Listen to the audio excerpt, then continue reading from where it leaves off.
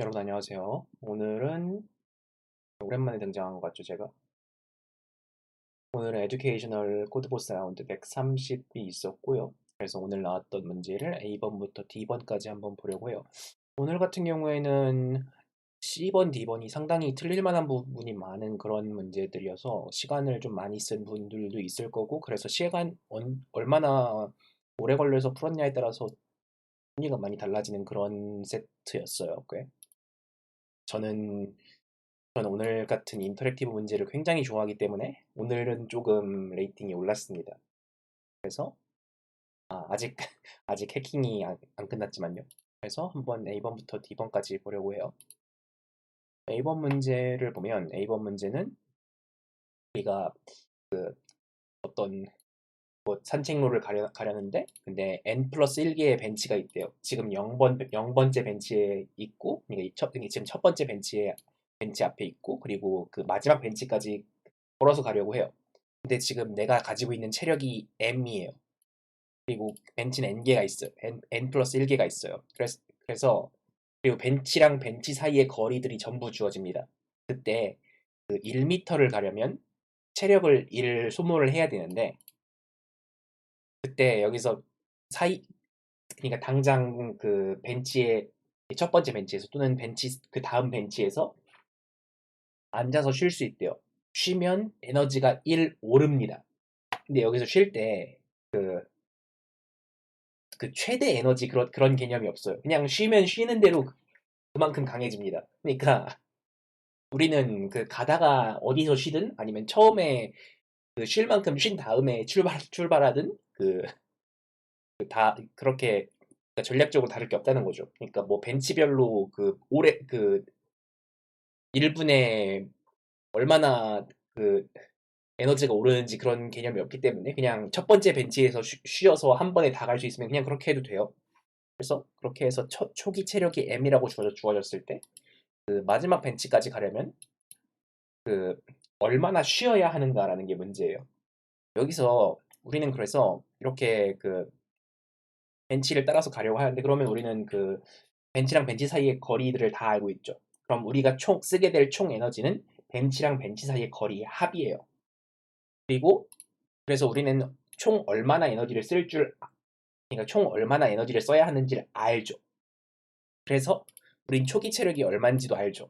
그래서 초기 체력에서 우리가 써야 하는 에너지를 빼면 그러면 그 우리가 얼마나 에너지를 채워야 하는가가 나오게 돼요. 그래서 초기 체력에서 우리가 써야 할 에너지를 뺀 다음에 그 모자란 만큼을 출력하면 되고요. 만약에 모자라지 않은 경우 여기 예제에도 들어오는 것처럼 처음에 에너지 16을 가져온 16이 있는데 이걸로 처음부터 끝까지 돌아도 다 안 쓰는 경우에는 0을 출력하면 됩니다.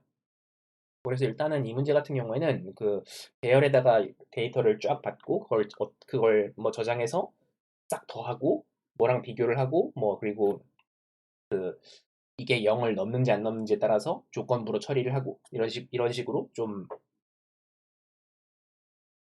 그 데이터를 입출력을 받고 그 기본적인 연산을 하는 방법에 대한 그런 문제였어요. 이게 A번 문제였고요. 다음 문제로 B번을 볼게요. 그 전에 A번 코드를 한번 잠깐 보면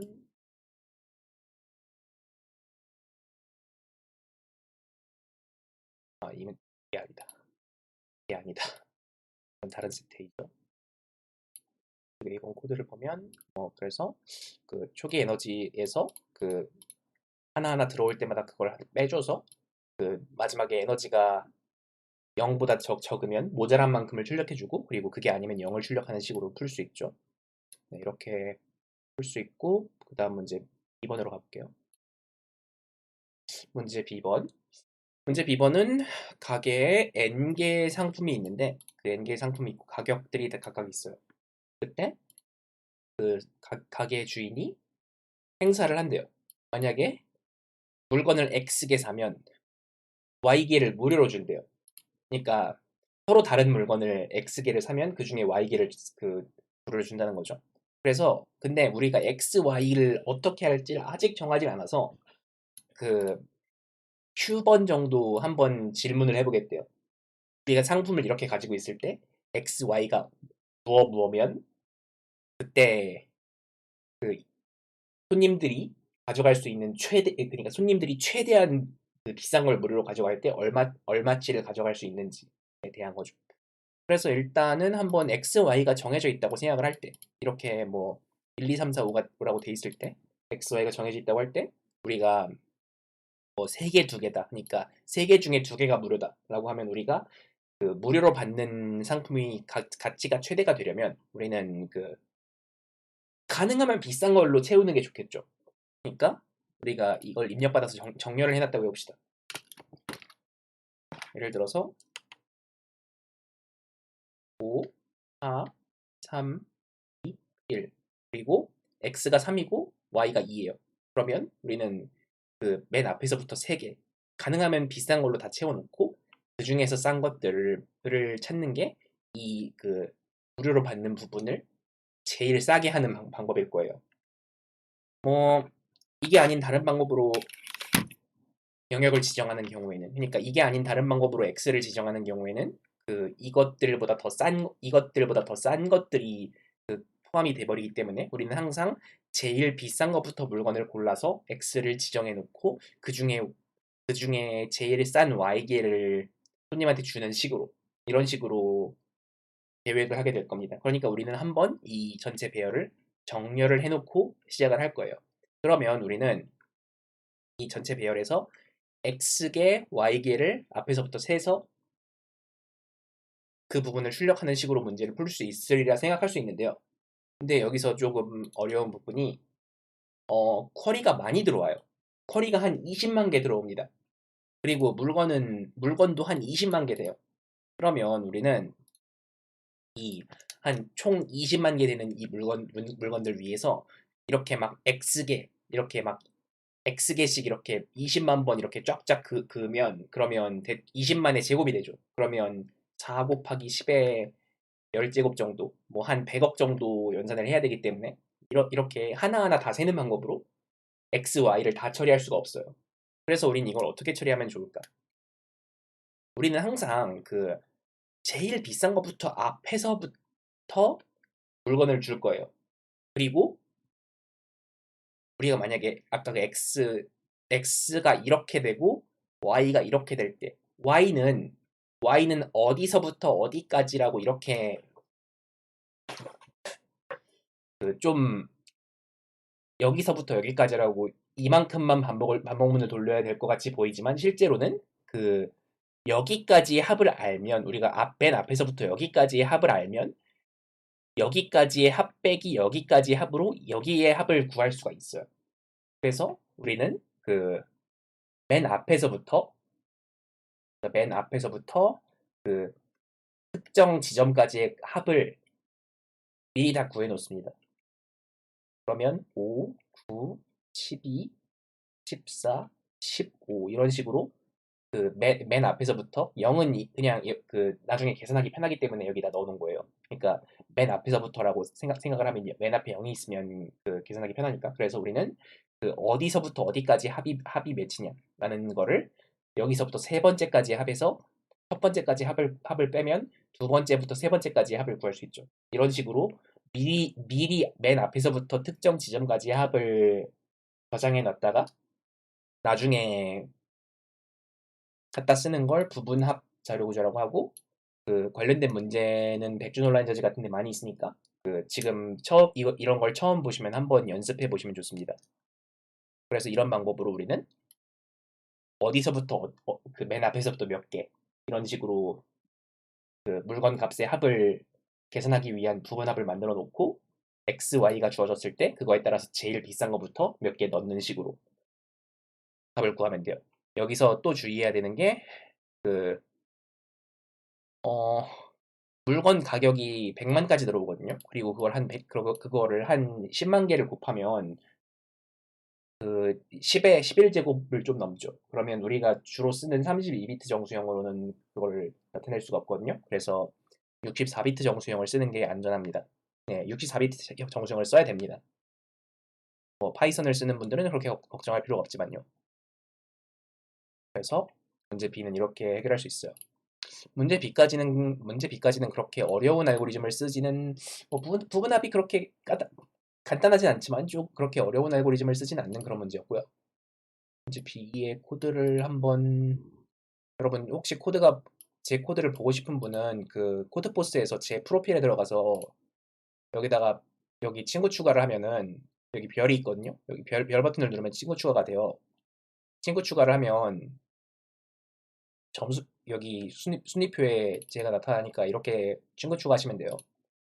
그래서 이제 B번을 보면은 그래서 저는 여기 이거를 그 부분합 배열을 맨 앞에서부터 맨 뒤까지 다 만들어 놓고 그리고 X, Y가 주어졌을 때 그 맨 앞에서부터 몇 개를 그 X-Y라는 건 그 손님이 정말로 사게 되는 부분 그리고 X라는 건 전체 상품 그러니까 정말로 사게 되는 부분을 전체 상품에서 빼면 그 할인되는 부분의 가격이 되겠죠. 그래서 그렇게 문제를 해결할 수가 있어요.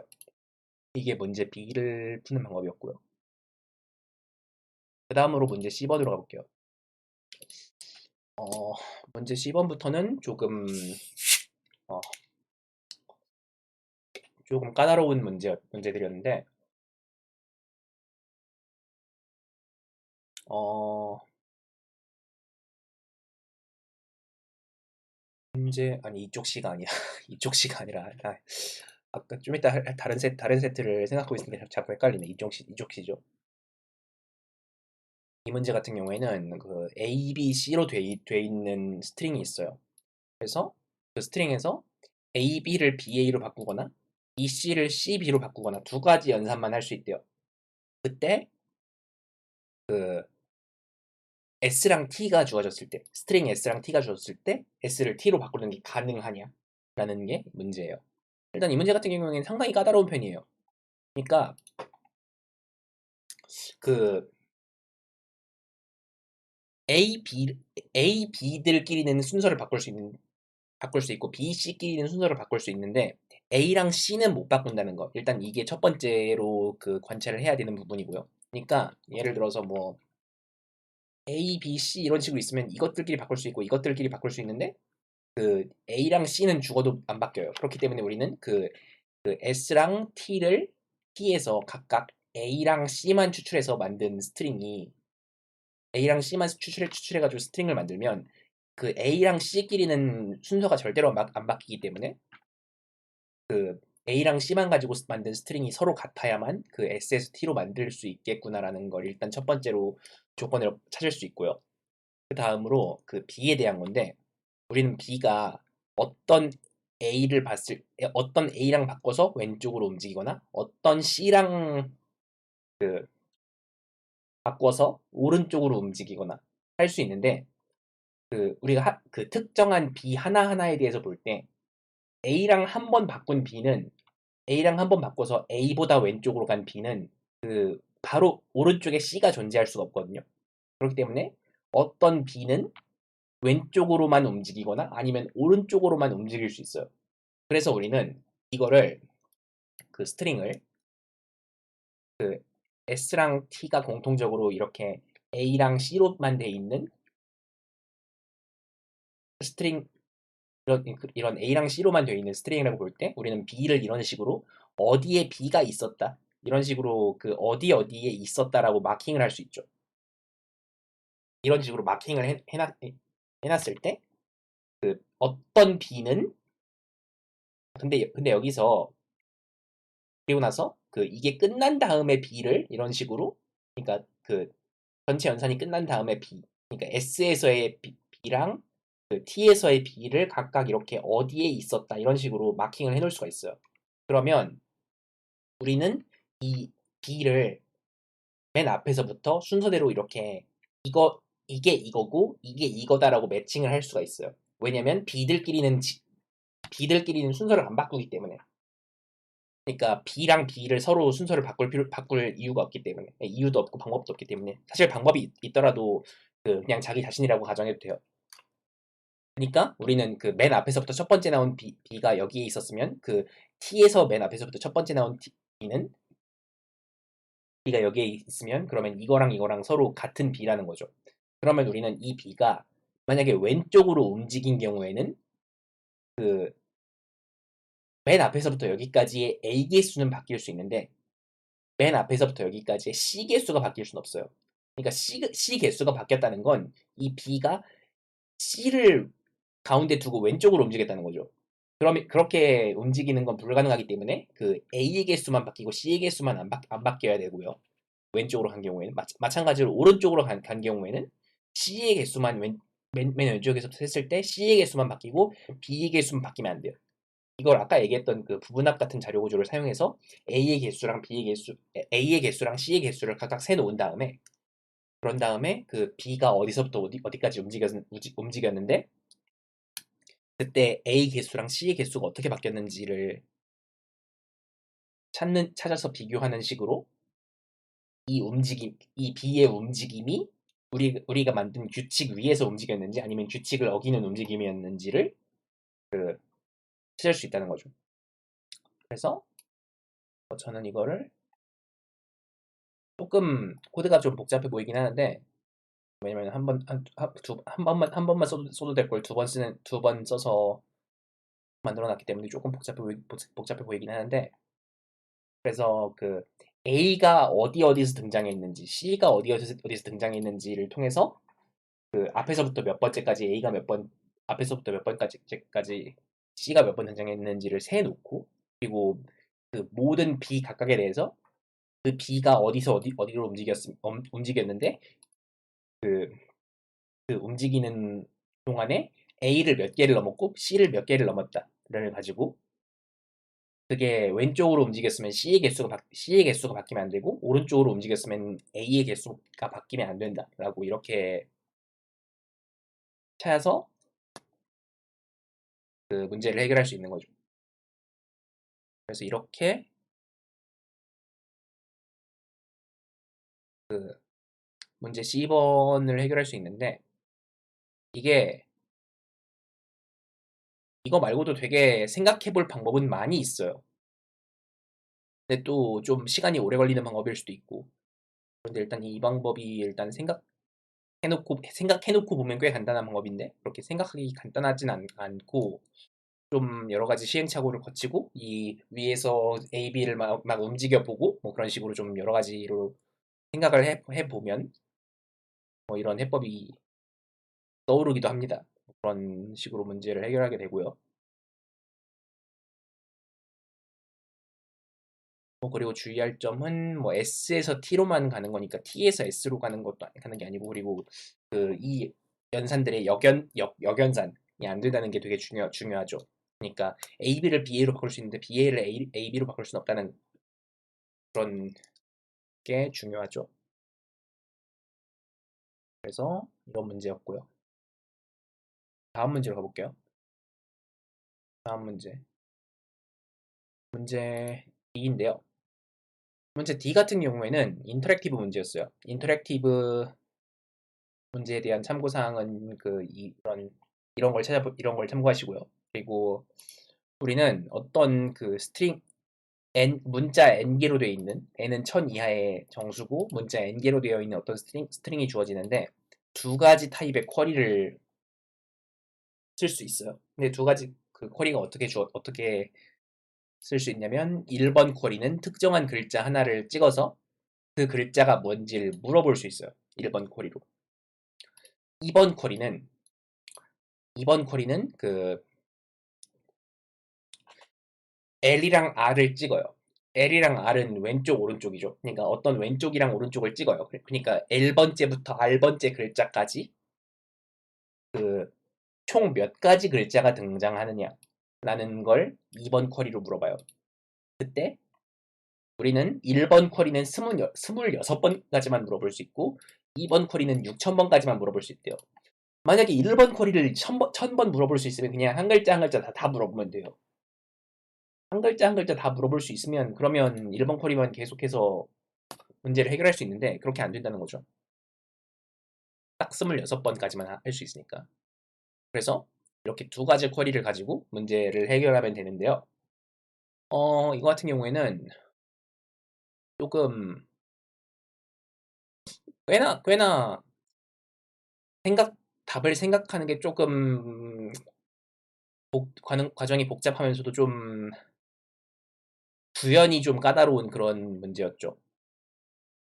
그리고 실제로 쿼리를 넣는 부분 같은 경우에는 그렇게 어렵지 않았는데 이거를 6,000번 아래로 내리려면 좀 더 생각을 해야 되는 그런 문제였어요. 일단은 봅시다. 이 어떤 스트링이 있어요. 처음에 이런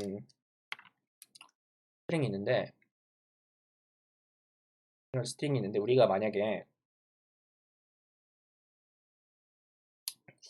일단 한 글자 물어보고 시작해 봅시다. 일단 한 글자를 물어봤어요.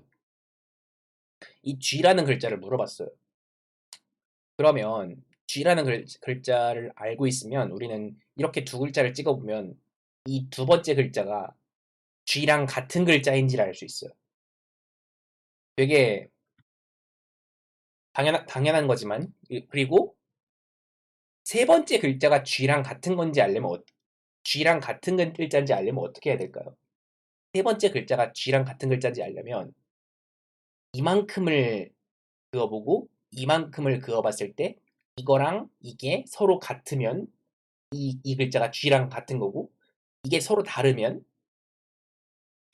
이게 처음에 나온 G랑 다른 글자인 거죠. 이런 식으로 하면 그 한 글자에 대해서 26번 따져야 돼요. 그러니까 그 이게 어떤 거랑 같은 글자인지를 따지려면 그 특정 글자가 나올 때까지를 26개를 가지고 그러니까 알파벳이 총 26가지니까 26번을 따져가지고 이런 식으로 알 수 있는데 그거를 조금 더 어떻게 최적화를 해보려면 이걸 바이너리 서치를 해가지고 우리가 이게 만약에 어떤 다음 글자가 들어왔는데 그 다음 글자가 우리가 이미 아는 글자 중 하나인지 아니면 이미 아는 글자 중 하나가 아닌지를 먼저 판별을 합니다. 그러니까 그 만약에 우리가 뭐 G6가지를 뭔 글자인지 알고 있다고 생각해 봅시다. 그러면 G6까지 물어봤을 때랑 GU2까지 물어봤을 때랑 서로 결과가 달라요. 그러니까 이게 이거보다 하나 더 많다. 그러니까 여기 한 글자 더 하니까 지금까지 알던 글자보다 한 글자 더 많이 나온다. 그러면 이건 우리가 지금까지 알던 글자가 아닌 모르는 글자예요. 모르는 글자면 우리는 이 모르는 글자가 뭔지 알기 위해서 그 1번 쿼리를 해야 되는 거죠. 만약에 아는 글자가 나왔다. 만약에 여기 이 다음에 U가 나왔다. 그럼 U가 나왔으면 그러면 우리는 이렇게 세 글자를 쿼리했을 때랑 이렇게 네 글자를 쿼리했을 때랑 결과가 같을 거예요. 그러니까 이 세 글자 쿼리했을 때랑 네 글자 쿼리했을 때랑 결과가 같으면 그러면 우리는 이 우리가 기존에 알고 있는 그 세 글자 중 하나에 해당한다라는 걸 알 수 있는 거죠. 그러면 우리는 이 세 글자가 각각 어디서 등장했는지를 그 테이블을 만들어요. 테이블을 어떻게 만들냐면 그 어떤 어, E라는 글자가 3번에서 등장했어요. U라는 글자가 2번에서 등장했고요. G라는 글자가 1번에서 등장했죠. 그리고 우리는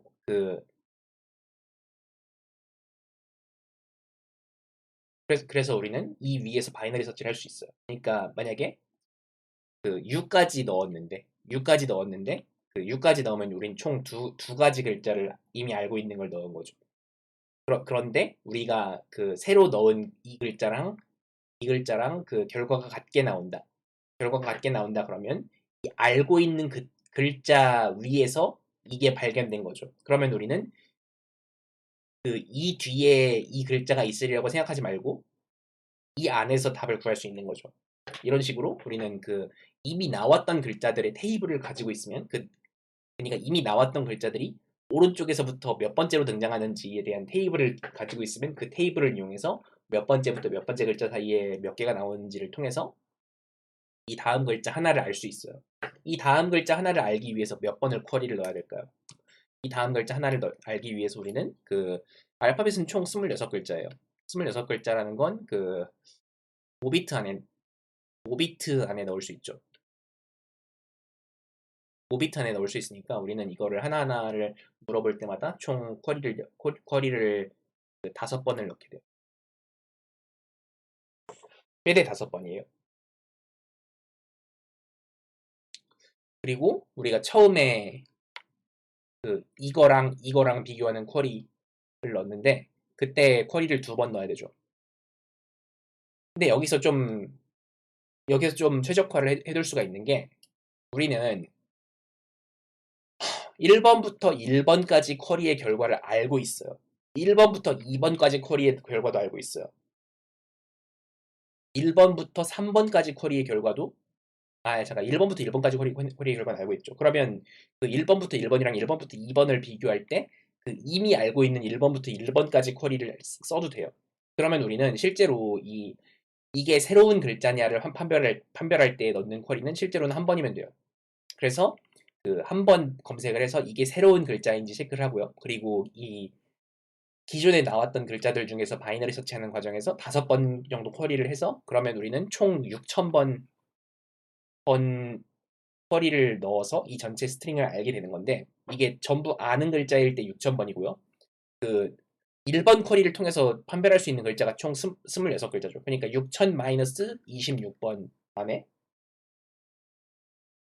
그 전체를 다 찾을 수 있게 돼요.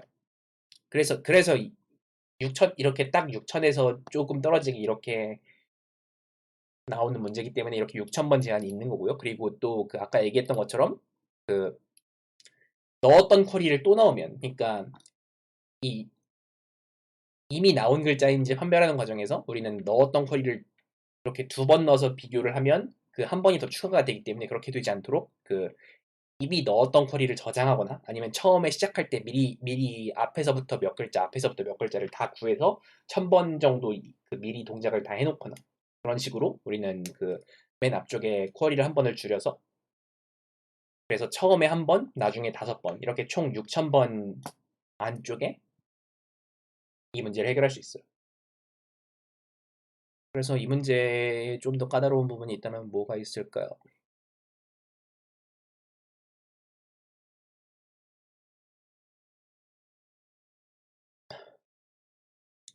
저는 이런 문제를 인터랙티브인 게 제일 어려운 부분이죠. 사실 이 문제는. 그러니까 또 디버깅 할 때가 상당히 까다로운 편인데, 사실 인터랙티브 중에서는 그렇게 어렵진 않은 편이에요. 전 이렇게 쿼리를 주고받는 부분을 다 미리 만들어두는 편이고요. 그리고 전 여기서 그 이미 넣었던 쿼리인지를, 그 쿼리를 넣기 전에 이렇게 한번 마치 DP 하듯이 이렇게 미리 맵에 이미 물어본 쿼리면 다시 물어보지 말고 그냥 그걸 리턴한다라고 이렇게 코드를 만들어 놓는 부분들이 있고, 그리고 또 이런 스타일로 코드를 작성하는 걸 저는 권장을 해요. 그러니까 인터랙티브 문제 같은 경우에는 그 입출력 순서가 굉장히 중요하잖아요. 그렇기 때문에 그 입출력을 이렇게 캡슐화를 해서 이 쿼리 함수 안에서만 입출력을 건드리도록 이렇게 구현을 하는 거를 저는 권장을 해요. 이것만 해도 그 구현이 훨씬 간단해지거든요. 이게 간단해진다기보다는 그 여기서 뭐 입출력하고 저기서 뭐 입출력하고 하느라 그 입출력을 따라가느라 좀 힘든 부분이 좀 줄어들죠. 그래서 쿼리를 이렇게 따로 캡슐화를 해놓는 걸 저는 추천을 드리고요. 그래서 이런 식으로 문제를 해결할 수 있어요. 이렇게 그 지금까지 나온 글자들을 제일 최근에 등장한 게 어디였는지를 테이블을 만들어 놓고 그 테이블 위에서 이분 탐색을 하는 식으로 이렇게 문제를 해결했어요.